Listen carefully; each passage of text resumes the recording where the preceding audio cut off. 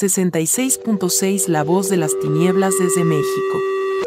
Transmitiendo desde las profundidades del Mictlán, en la ciudad monstruo, México Tenochtitlan. Con 100.000 watts de horror. Se han detenido ya las manecillas del reloj. Los habitantes de las tinieblas comienzan su peregrinar hacia el mundo de los vivos. En el monte ha comenzado el eufórico danzar de los nahuales. Las brujas se han arrancado las piernas para levantar el vuelo como bolas de fuego y han convocado a un aquelarre, ya que la señal oscura ha tomado de nuevo el control de la frecuencia radial y ya comienza su programa favorito, historias macabras para ir a dormir, aquí en tu estación consentida, Haxan Radio 66.6 FM, frecuencia macabra.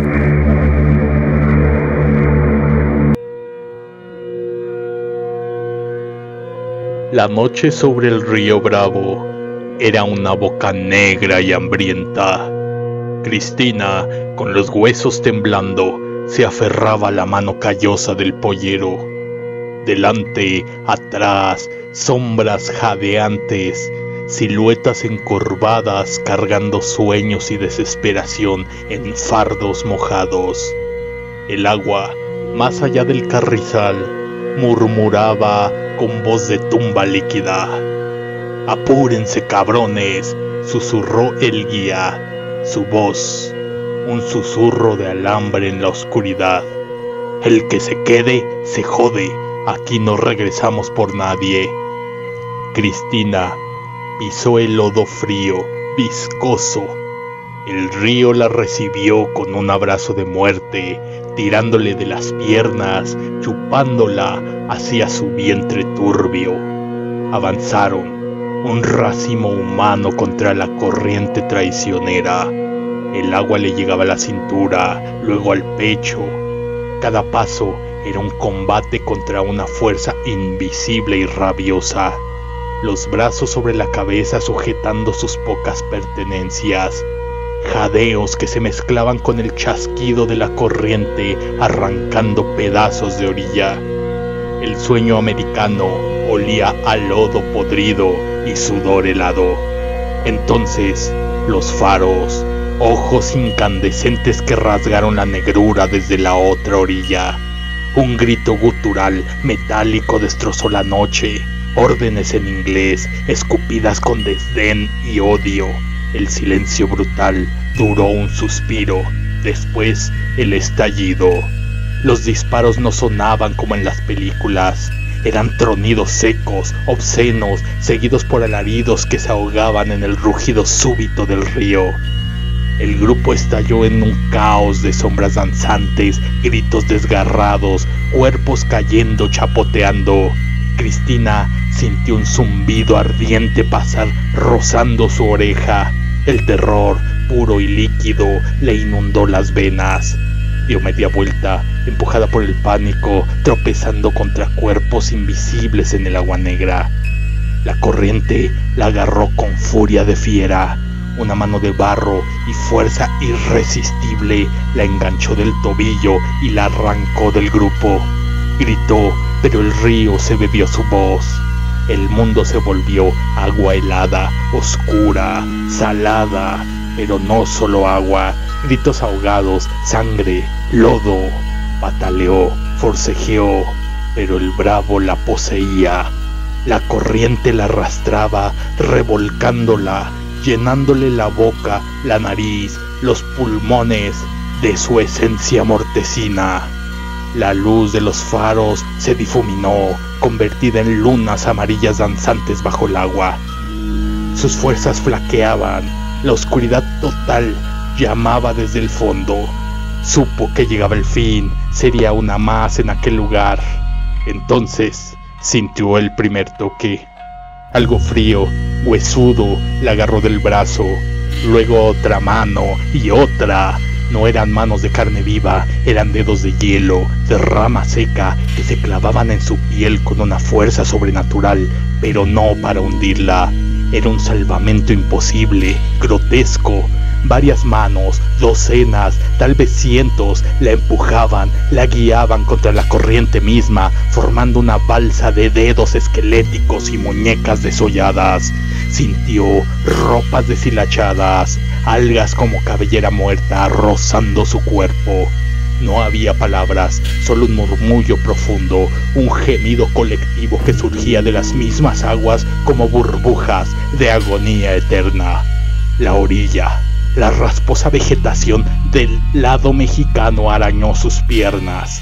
Las manos huesudas la depositaron con una suerte de delicadeza sobre el lodo.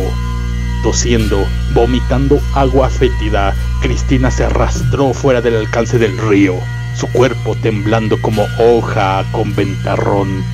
Los polleros, pensó agradecida y confundida, vinieron por mí.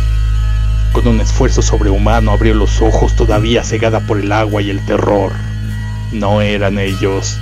Lo que la rodeaba, de pie en el agua, semisumergidos, emergiendo del lodo como raíces malditas, era una multitud silenciosa.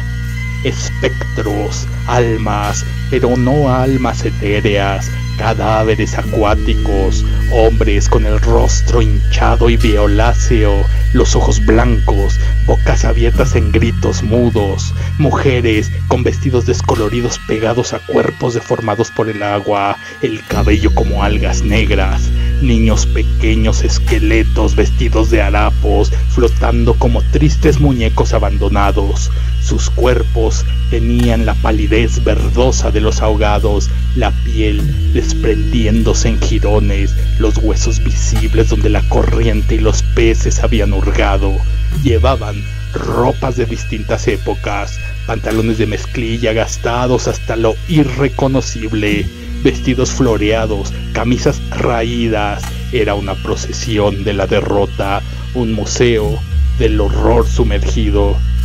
Cristina quiso gritar, pero solo le salió un quejido ronco.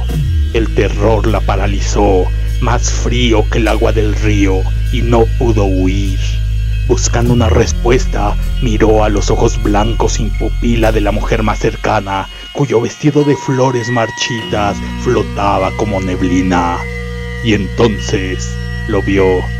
No había malicia en esos ojos ciegos, no había ira, solo una tristeza tan inmensa, tan profunda como el lecho del río mismo.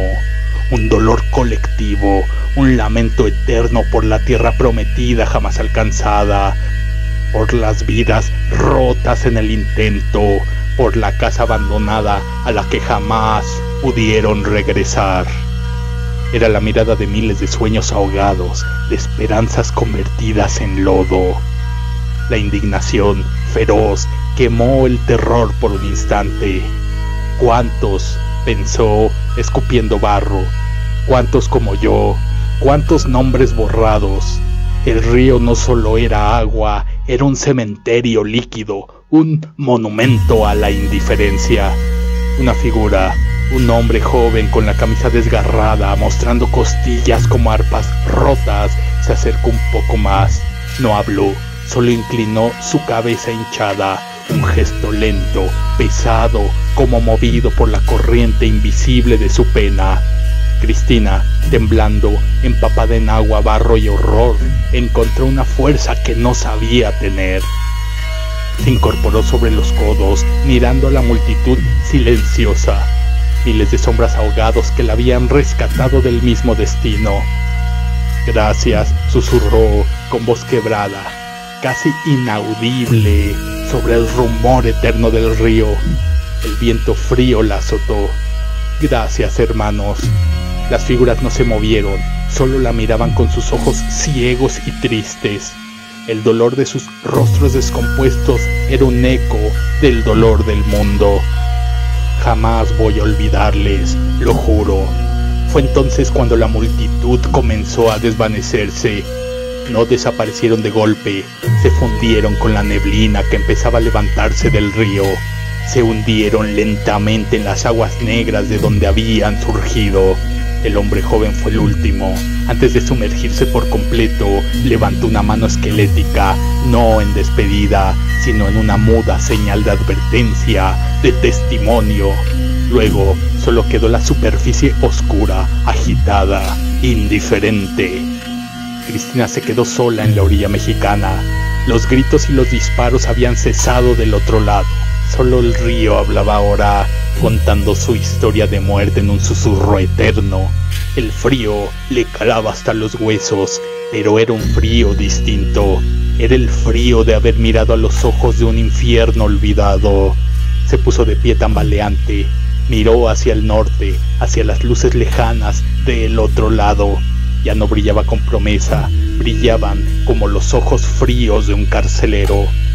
Volvió la vista hacia el sur, hacia la oscuridad de México, la tierra de la que había huido y que ahora era su único refugio. No había triunfo en su regreso, solo la carga pesada de un juramento hecho a los muertos. Cada paso que dio, alejándose del río Bravo, era un paso sobre un suelo que ahora se había empapado de lágrimas y sangre invisible. El camino de regreso era largo, y lo recorrería acompañada, no por los vivos que esperaban noticias, sino por el murmullo del río y del peso de 1000 miradas tristes que ahora vivían en ella, vigilantes desde el fondo de las aguas negras. El Bravo no había soltado a todas, no había soltado a todos. A Cristina sí la había dejado ir, pero se había llevado un pedazo de su alma para añadirlo a su colección de sombras y le había entregado a cambio la vigilia eterna de los ahogados.